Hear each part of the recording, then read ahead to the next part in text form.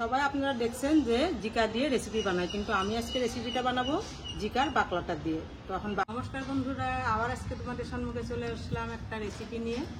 রেসিপিটা বানাবো আমি দুটো জিকে দিয়ে। জিকা এই যে নিয়ে নিয়েছি, ঠিক আছে। জিকা দুটো এখন কেটে নিয়ে আমি দুটো এখন কেটে নেবো ডুমো ডুমো করে।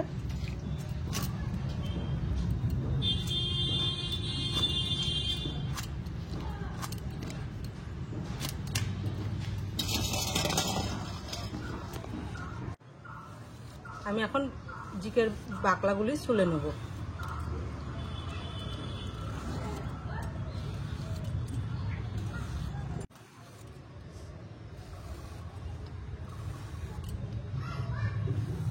বানানোর জন্য একটা পেঁয়াজ লাগবে আর একটা রসুন লাগবে। রসুনের পেঁয়াজটা আমি এখন কেটে নেব।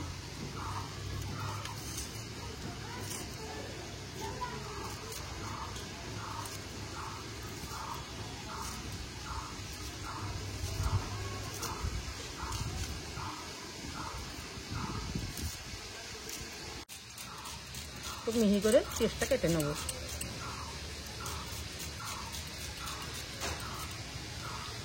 রসুনটাকে তুলে নেব।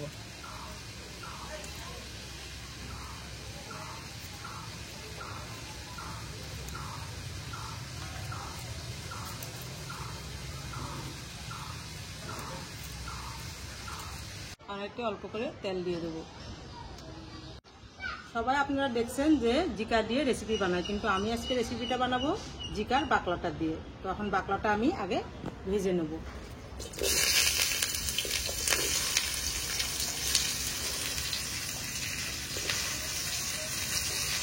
চারটে কাঁচা লঙ্কা,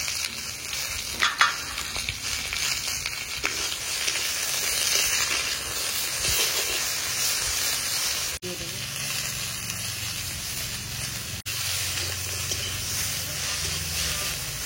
অল্প করে ভেজে নিলাম, এখন এটা আমি নামিয়ে নেব। জিরে ফোড়ন দিব, 2-3টে কাঁচা লঙ্কা আর শুকনো লঙ্কা।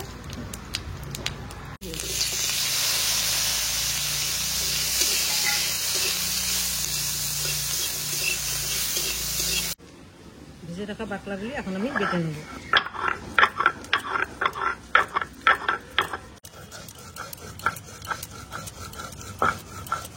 কিন্তু সময় লাগবে, কারণ এটা খেতেও খুব ভালো লাগবে।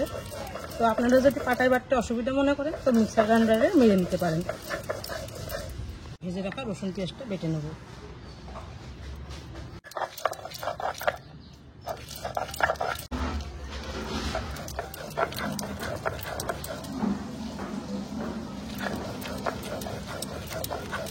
এখন আমি এটার উপরে উঠিয়ে নেব। আর অল্প করে তেল দিয়ে দেবো। রসুন পেঁয়াজ আর এখানে বেটে রাখা জিকার বাকলাটা এখন তেলে দিয়ে দেবো।